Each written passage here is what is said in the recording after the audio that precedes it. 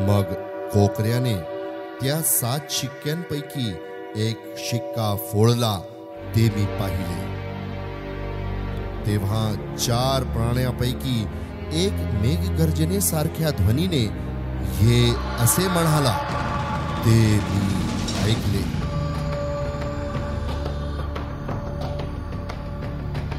मग मी पाहिले, तो एक पांढरा घोडा आणि त्याच्यावर बसलेला स्वार माझ्या दृष्टीस पडला. त्याच्याजवळ धनुष होते. मग त्याला मुकुट देण्यात आला.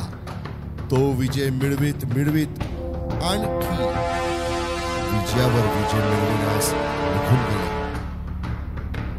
त्याने दुसरा शिक्का फोडला. तेव्हा दुसरा प्राणी हे असे म्हणाला, ते मी ऐकले.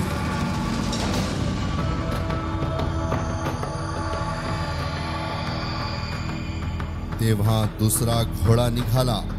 तो अग्निवर्ण होता आणि त्याच्यावर बसलेल्या स्वाराकडे पृथ्वीवरील शांतता हरण करण्याचे आणि लोकांकडून एकमेकाचा वध करण्याचे काम सोपविले होते. त्याला मोठी तलवार देण्यात आली होती. त्याने तिसरा शिक्का फोडला.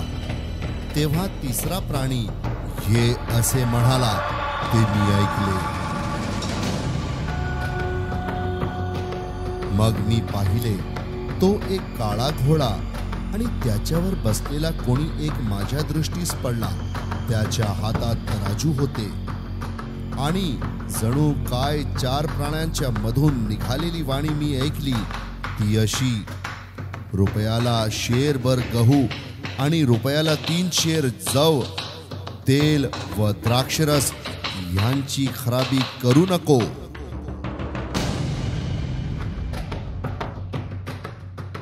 त्याने चौथा शिक्का फोडला. तेव्हा चौथा प्राणी ये असे म्हणाला, ते मी ऐकले.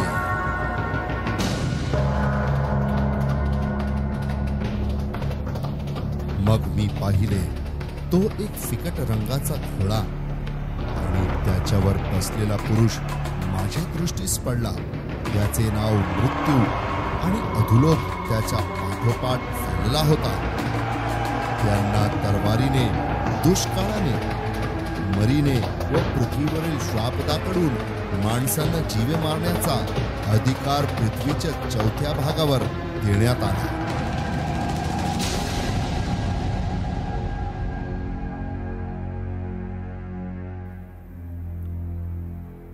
त्याने 5वा शिक्का फोडला. तेव्हा मी वेदीखाली आत्मे पाहिले. ते आत्मे देवाच्या वचनामुळे व त्यांनी जी साक्ष दिली होती तिच्यामुळे जीवे मारलेल्या लोकांचे होते. ते मोठ्याने ओरडून म्हणाले, हे स्वामी, तू पवित्र व सत्य आहेस. तू कोटपर्यंत न्यायनिवाळा करणार नाहीस आणि पृथ्वीवर राहणाऱ्या लोकांपासून आमच्या रक्ताचा सूड घेणार नाहीस.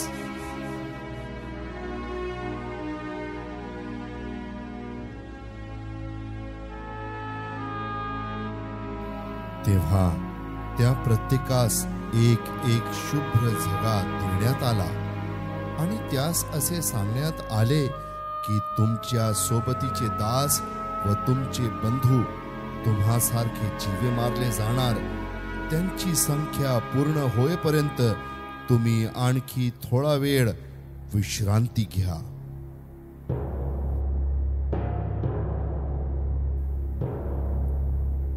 त्याने 6वा शिक्का फोडला. ते मी पाहिले. तेव्हा मोठा भूकंप झाला.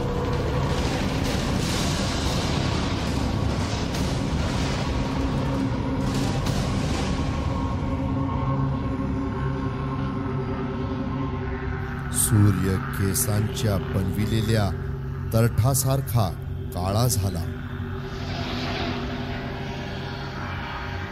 व सगळा चंद्र रक्तासारखा झाला. अंजिराचे झाड मोठ्या वाऱ्याने हल्ले म्हणजे त्याची कच्ची फळे जशी खाली पडतात तसे आकाशातील तारे पृथ्वीवर पडले.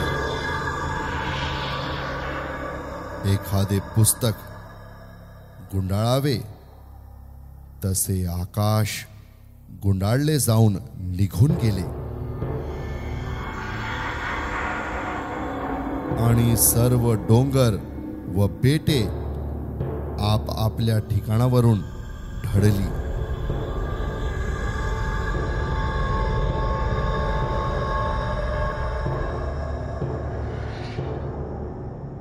पृथ्वीवरील राजे व मोठे अधिकारी, सरदार, श्रीमंत व बलवान लोक, सर्व दास व सर्व स्वतंत्र माणसे गुहात व डोंगरातील खडकातून लपली आणि ते डोंगरास व खडकास म्हणाले, आम्हावर पडून राजासनावर जो बसलेला आहे त्याच्या दृष्टी पडून व कोकराच्या क्रोधापासून आम्हास लपवा,